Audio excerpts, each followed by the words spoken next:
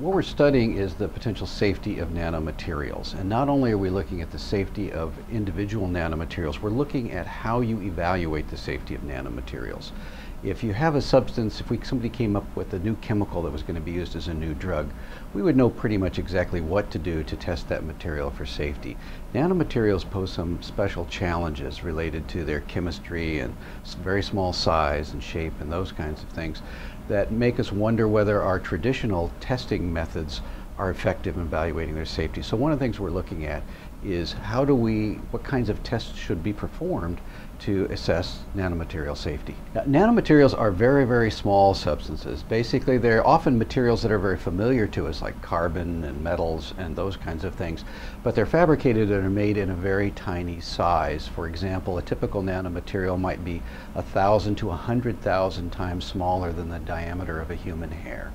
When materials get very small like that, many of them acquire new properties that we can use or exploit to make new products and exciting new discoveries.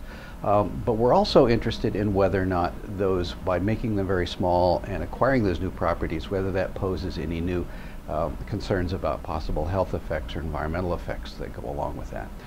The safety of nanomaterials really falls into a fairly new field called nanotoxicology. And on this campus, nanotoxicology research efforts are being led by toxicologists here at the Center for Environmental and Human Toxicology, and also in collaboration with scientists at the Particle Engineering Research Center here at University of Florida. And what's exciting is because University of Florida is fairly unique among universities in having expertise both in toxicology and in materials science. So we have the engineers and the toxicologists who can work and collaborate together, and I really think it makes it a unique environment to address this research problem. Nanotechnology is a very exciting new technology, and it really offers a potential for a lot of new products and things that really can make life better.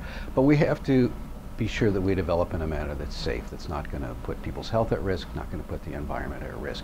So what we're really hoping that the outcome of this research will be are new methods to evaluate the safety and facilitate the design of nanomaterials very efficiently, that we can be sure are not going to pose any problems down the road in terms of health effects or environmental effects.